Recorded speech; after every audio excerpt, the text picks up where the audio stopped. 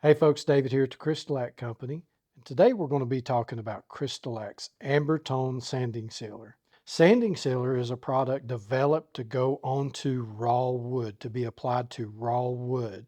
It's a water-based product, non-toxic, and it works great whether you're brushing or spraying. You can use a foam brush, bristle brush, any type of brush that you feel good with.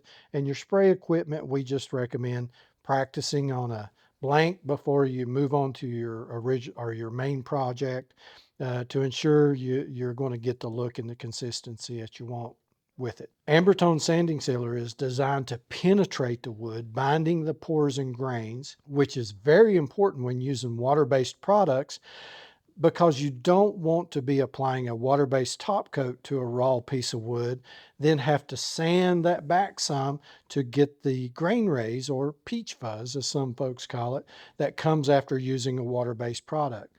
Sanding sealer will help eliminate that by binding those pores and grains. At the same time, also adding a nice, rich, warm tone to the wood, giving it that fresh cut or wetted out piece of wood.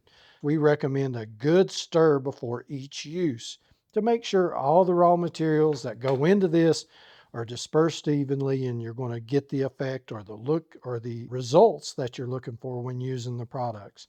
Now, today I'm going to be using our CrystaLac 2-inch bristle brush. These are great for small projects. When using sanding sealer, it's not that important to, get a big wide coat on it or anything. It's really easy to work with because it does penetrate so much. Dip and drip. Anytime using water-based products, don't wipe your brush on the side of the container. Give it a little dip.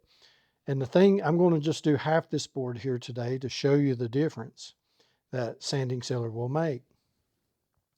So immediately you see that start to penetrate into the wood, and you see those grain accents in this old pine flooring that we have here coming to life. Now what that'll do as it dries, it penetrates and then starts to dry, binding this pine's pores and grains. Pines being a very soft wood, it tends to grain raise really bad in a lot of situations.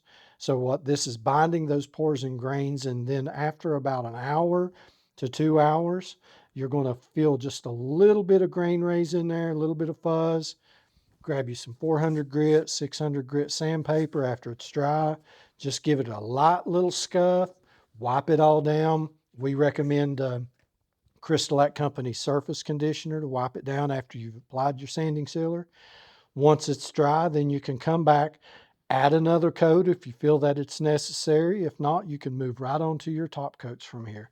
But take a look at that, the difference.